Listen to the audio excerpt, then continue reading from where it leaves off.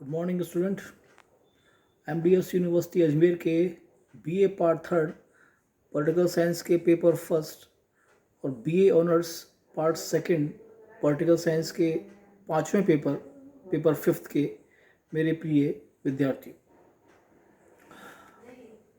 हम अपनी इस लेक्चर की सीरीज़ में प्लेटो के शिक्षा सिद्धांत की बात कर रहे हैं और इसमें हमने अब तक ये देखा कि उसने अपने पूर्ववर्ती शिक्षा सिद्धांतों की रिक्तियों को, जो उनमें कमियां थीं, उन्हें बखूबी खोज कर निकाला और प्लेटो की जो बात उसको और विचारकों से अलग करती है, ये आप भी सीखिएगा, आपके जीवन में ये चीज़ बहुत काम आएगी कि हो सकता है आप किसी विचार से, किसी प्रक्रिया से, किसी सिस्टम से सहमत ना हो, लेकिन एक चीज़ जो प्लेटो हमें सिखाते हैं और आपको भी सीखनी चाहिए, वो ये है कि पूरा गलत कुछ हो ऐसा नहीं हो सकता।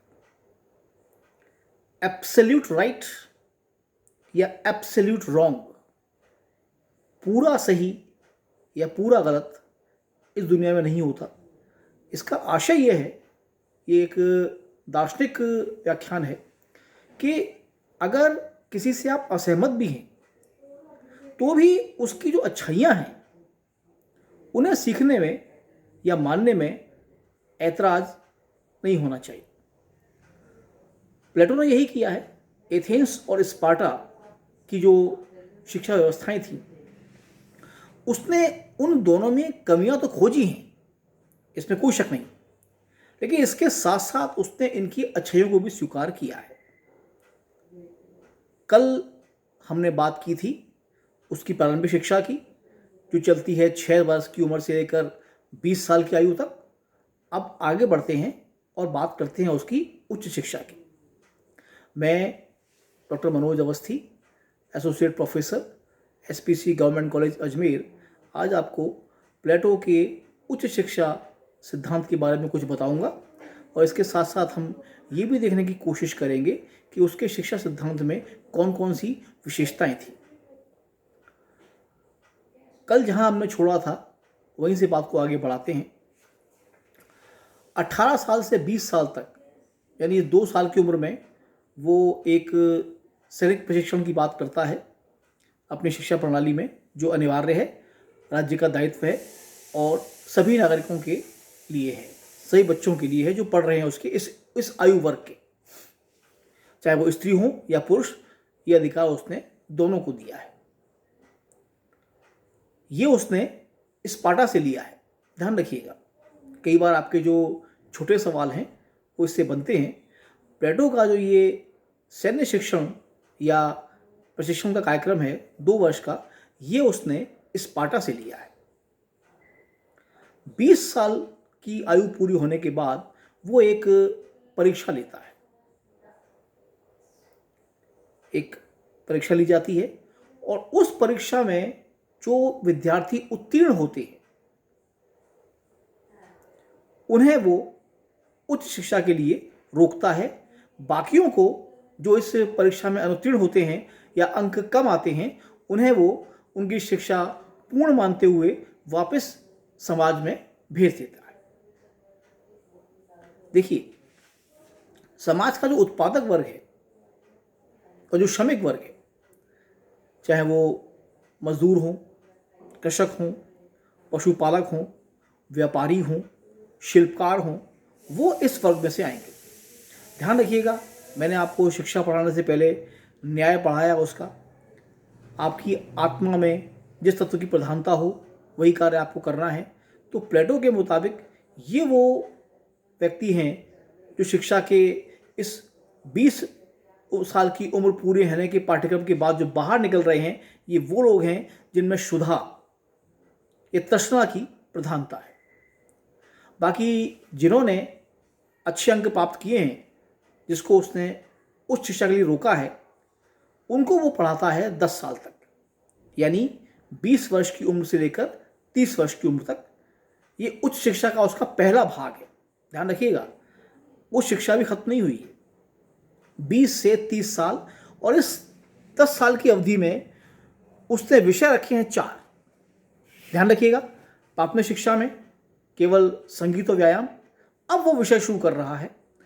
विषय हैं उसके गणित, नीति शास्त्र, ज्योतिष और दर्शन शास्त्र। यानी वो परिपक्व मस्तिष्कों के लिए परिपक्व विषय लेकर आ रहा है। ध्यान रखिएगा, उसने इस बात को माना है, वो ये मान के चल रहा है कि उसके न्याय सिद्धांत के मुताबिक ये जो वर्ग है जिसको कि वो शिक्षित कर रहा है 20 से 30 साल के बीच में, ये समाज का संरक्षक वर्ग है।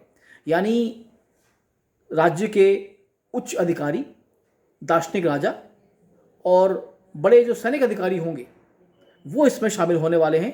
इसलिए ये वो वर्ग है जिसमें शौर्य और विवेक की प्रधानता है। ज़्यादा कम हो सकती है, पर ये वो वर्ग है जिसमें शौर्य और विवेक प्रधान भूमिका में है। ये 4 विषय आप देखिए। गणित, ये मैं आपको एक सामान्य ज्ञान के लिए बता दूं, गणित प्लेटो का प्रिय विषय था। और आप देखिए, हो सकता है आपकी रुचि रही हो गणित के अंदर। मैं बड़ा इस विषय से घबराया करता था। अब देखिएगा, गणित ऐसा विषय है कि या तो इसमें रुचि होगी या नहीं होगी। तो मैं जो आपसे बात कर रहा हूँ, मुझे इसको स्वीकारने में संकोच नहीं होता कि गणित से मेरा संबंध स्कूल के ज़माने से ही बहुत अच्छा नहीं रहा। लेकिन प्लेटो गणित को अपना प्रिय विषय मानते हैं, क्योंकि उनका ये मानना है तर्क, सही निर्णय, योजनाओं का क्रियान्वयन, उसमें मानव श्रम और प्राकृतिक संसाधनों का समुच्चय, ये सब गणित सिखाता है। जिंदगी में ये बड़ा महत्वपूर्ण विषय है। इसके अलावा दर्शन शास्त्र, जो दार्शनिक व्याख्याएं हैं, वो छोटी उम्र में समझ में नहीं आती। आपको व्याख्याएं समझनी भी हैं, क्योंकि अब आप प्रशासक वर्ग में जाएंगे और आपको अपनी व्याख्याएं समझानी भी हैं। तो इन दोनों ही दृष्टियों से आपके परिपक्व मस्तिष्क के लिए अब दर्शन का अध्ययन प्लेटो इस 20 से 30 साल की उच्च शिक्षा के लिए अनिवार्य करते हैं। तीसरा विषय नीति शास्त्र। देखिए, नीति या पॉलिसी या योजना या कार्यक्रम यूं ही नहीं बन जाते। उसके पीछे पूरा एक साइंटिफिक मेथड होता है, और निर्माण करने के लिए और क्रियान्वित करने के लिए दोनों के लिए ही एक विशेष किस्म का मस्तिष्क चाहिए होता है। अभी आप देख रहे होंगे, ये एग्जाम्पल हालांकि कड़वा है, लेकिन मुझे कई बार देना पड़ता है, आपसे भी शेयर करता हूँ क्योंकि बात आपसे भी जुड़ी हुई है कि अभी विश्वविद्यालयों ने अपने परीक्षा के कार्यक्रम घोषित कर दिए हैं, और उसमें ये असमंजसता है कि भाई जो पार्ट 3 की परीक्षा है वो ली जाए पहले। क्यों? पार्ट प्रथम क्यों नहीं? पार्ट 2 क्यों नहीं? एमए प्रीवियस क्यों नहीं? क्योंकि ये कक्षाएं इंतज़ार कर सकती हैं। जो ग्रेजुएशन पार्ट 3 के विद्यार्थी हैं या जो पीजी फाइनल ईयर के विद्यार्थी हैं, उन्हें कॉम्पिटिटिव एग्ज़ाम भी देने हैं। तो ये जो परीक्षा है, उनकी न्यूनतम अर्हता या मिनिमम एलिजिबिलिटी तय करने वाली है। इसलिए इस पर जोर पहले है। कौन सी क्लास प्रमोट की जाएगी, किस क्लास की परीक्षाएं बाद में ली जा सकती हैं, व्यवस्थाएं है ना। इसके लिए ज़रूरी होता है कि आप नीति शास्त्र में निपुण हो, पॉलिसी मेकिंग में, नीति निर्माण में और नीति के क्रियान्वयन दोनों में। और ये तभी आएगा जब आप नीति को एक विषय के रूप में ग्रहण करने का प्रयास करेंगे। अब यह बात खत्म होती है 30 साल की उम्र में, फिर परीक्षा है। 30 वर्ष की उम्र पहुंचने के बाद वो फिर एक परीक्षा लेता, और इस परीक्षा में जो कुछ बहुत ही इने गिने लोग पास होंगे, उत्तीर्ण कर पाएंगे, न्यूनतम प्राप्तांक प्राप्त कर पाएंगे, उनको वो अगले 5 साल के लिए और रोकता है। ये उसकी उच्च शिक्षा का दूसरा हिस्सा है, यानी 30 से 35 साल। और इसमें वो द्वंद्व और दर्शन यानी डायलेक्टिक और फिलॉसफी, दो विषयों पर पूरा जोर देता है।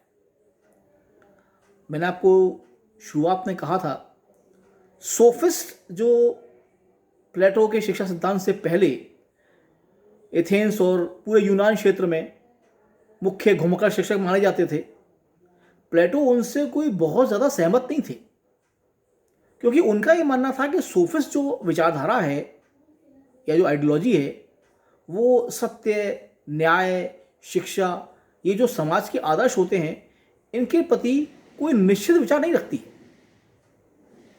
मैंने आपसे कहा था, सोफिस्ट ट्यूटर थे, पैसा लेकर पढ़ाया करते थे, और यही कारण था कि जिससे यदि आप पैसा लेकर पढ़ा रहे हैं तो आप तर्क करना सिखा तो रहे हैं, लेकिन आप तर्क और कुतर्क का जो अंतर है उसको दूर नहीं कर रहे। आप केवल बहस के लिए बहस करना सिखा रहे हैं। हो सकता है कि सोफिस्ट किसी एक जगह पर किसी एक बात की प्रशंसा करें और किसी अगली जगह जहां वो पढ़ा रहे हैं वहां वो उसके विरोध में विचार जारी कर दें। तो सही कौन सा हुआ, एक्स या वाई?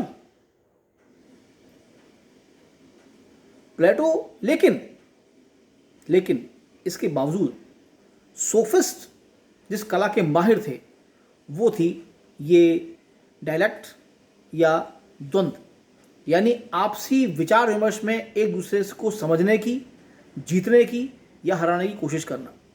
आप समझ रहे होंगे, ये जो उच्च वर्ग के प्रशासनिक अधिकारी हैं, ये चाहे न्याय के क्षेत्र में जाएं, चाहे स्वास्थ्य के क्षेत्र में जाएं, चाहे शिक्षा में जाएं, चाहे जो शाही दरबार हुआ करते थे उसमें कोई मंत्री बने, बड़े प्रशासनिक अधिकारी बने, तो प्रशासनिक अधिकारी बनने का अर्थ कोई तानाशाही नहीं है। आपको अपने फैसले जो भी आप करते हैं किसी के पक्ष में या किसी के विरोध में, उसके लिए उस व्यक्ति को या उस संस्था को या उस संरचना को ये बताना पड़ेगा कि आपने ऐसा क्यों किया है और इसके पीछे तार्किक कारण क्या थे। और ये आप तभी कर पाएंगे जब आप डायलेक्टिक या इसको आप कहते हैं द्वंद्व, इस कला में माहिर हो। आप कॉलेज में पढ़ रहे हैं, आपने डिबेट कंपटीशंस देखे होंगे, दोनों पक्षों को बराबर का मौका होता है अपनी बात रखने का, और सामने जज बैठते होते हैं, जो निर्णायक होते हैं, दोनों उन्हें कन्विंस करने की कोशिश करते हैं। जिसके तर्क पसंद आते हैं वो जीतता है, बाकी तो पीछे रह जाते हैं। यानी जनता में विद्रोह ना पनपे, इसके लिए बड़ा आवश्यक है कि आप अपने इस द्वंद्व कला से उन्हें अपने पक्ष में करें। और प्लेटो इसका उदाहरण दे चुके हैं आपके सामने। मैंने आपसे कहा था जब मैंने आपको उसका न्याय पढ़ाया था कि जो उसके न्याय के तीनों सिद्धांत थे जो उस समय चलन में थे, जिससे प्लेटो सहमत नहीं था, उसने उन तीनों को परास्त किया था, बताया था कि आप में क्या खामियां हैं, क्या कमियां हैं, जिन्हें आपको दूर करना चाहिए। अब ये 35 साल की उम्र हो गई, लेकिन 35 साल की उम्र के बाद भी शिक्षा पूरी नहीं हुई है। दिलचस्प मोड़ ये है प्लेटो की शिक्षा की। अब इस 35 से 50 साल तक, 15 साल तक वो इस जो बहुत थोड़े लोग बचे हैं उसके पास उच्च शिक्षा के लिए, इनको समाज के लिए छोड़ेगा कि वो समाज में जाएंगे, समाज के उतार चढ़ाव, समाज की कमियां, समाज की अच्छाइयां, समाज के अंदर क्या चल रहा है, यानी यूँ समझिए कि एक नाव को पानी में वो छोड़ देगा तूफानी समुद्र के अंदर। समाज तो लगातार चल रहा है, अच्छाइयाँ भी हैं, बुराइयाँ भी हैं, कमियाँ भी हैं, कुछ सकारात्मकता भी है। उनसे ये जो उसके प्रशासक वर्ग के सदस्य हैं, जो उच्च अधिकारी बनने वाले हैं, ये जूझेंगे। और 50 साल की उम्र के बाद, यानी 15 साल का अनुभव लेने के बाद, प्रैक्टिकल जिंदगी की व्यवहारिक जीवन का, उसके बाद इनमें से उच्च अधिकारी और दार्शनिक राजा निकलकर सामने आएगा। तो ये प्लेटो का शिक्षा सिद्धांत का उच्च शिक्षा का हिस्सा था। अब इसकी अच्छाइयों की बात या इसमें क्या विशेषताएं थीं या इसमें क्या रिक्तियां हैं, ये हम आपको अगले लेक्चर में डिस्कस करेंगे। आभार।